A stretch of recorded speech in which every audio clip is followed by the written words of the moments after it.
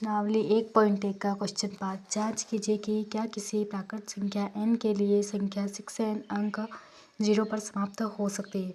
तो हमें ज्ञात करना है कि 6n अंक 0 पर समाप्त हो सकती है या नहीं। तो माना कि कोई प्राकृत संख्या है, तो हमें लिखता है कि माना कि कोई प्राकृत संख्या है जो कि है n। माना कि कोई प्राकृत संख्या n है, प्राकृत संख्या n बराबर n 6n अंक है। ठीक है, तो एक n 6n अंक जो कि 0 पर समाप्त हो रही है, परंतु 0 पर समाप्त हो रही है, ये 0 पर समाप्त हो रही है। अतः 6n 5 से विभाज्य हो सकता है, यह 5 से विभाज्य है, विभाज्य होगी। जो 6 है, 6 संख्या 5 से भाज्य होगी, परंतु 6 के अभाज्य गुणनखंड, तो आप बताओ कि 6 के अभाज्य गुणनखंड क्या है। तो 6 के अभाज्य गुणनखंड होंगे 2 × 3। तो 6 के अभाज्य खंड 2 × 3 है।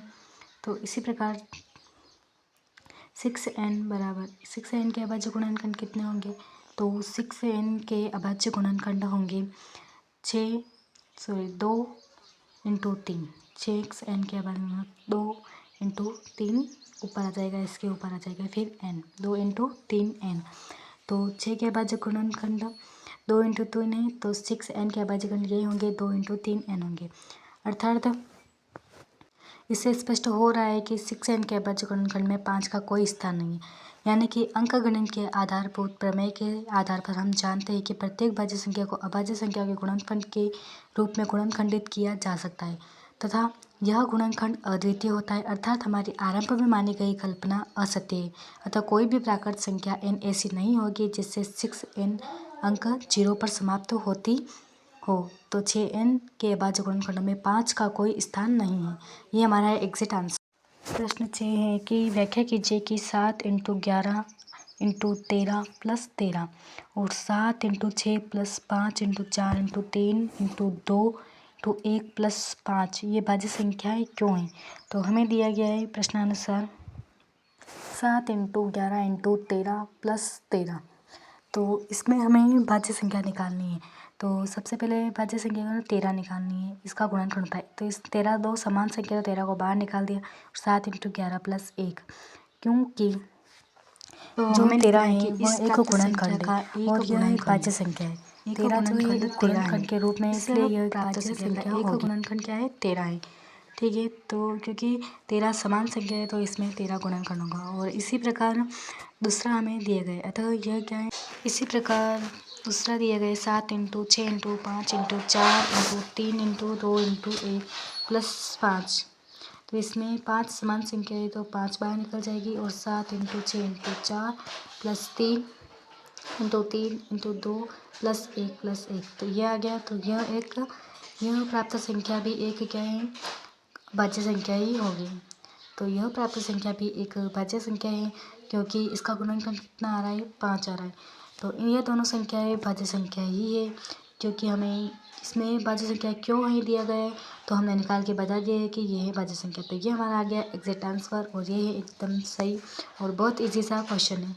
इसी प्रकार क्वेश्चन 7 है, किसी खेल के मैदान के चारों ओर एक वृत्ताकार पथ है। इस मैदान का एक चक्कर लगाने में सोनिया को 18 मिनट लगते हैं, जबकि इसी मैदान का एक चक्कर लगाने में रवि को 12 मिनट लगते हैं। मान लीजिए कि वे दोनों एक ही स्थान और एक ही समय प्रारंभ करके एक ही दिशा में चलते हैं। कितने समय बाद वे पुनः प्रारंभिक स्थान में मिलेंगे। तो हमें सबसे पहले गोला बना लेना है। और ये क्या दे रखा है कि इसमें एक चक्कर लगाने में एक को 18 मिनट लगते हैं, तो एक लड़की है उसको 18 मिनट हमें लगेंगे। लेकिन सोनिया पूरा द्वारा चक्कर पूरा होने में मैदान का इस एक दूसरे चक्कर वाले लगाने लड़की का को 12 समय मिनट क्या लगेंगे। है। ठीक है, तो ये सोनिया प्रश्न में द्वारा हमें दिया गया 18 है। मिनट, एक चक्कर लगाने में इसका समय है 18 मिनट, तो हमें ये लिख देना है कि इसका मिनट है 18।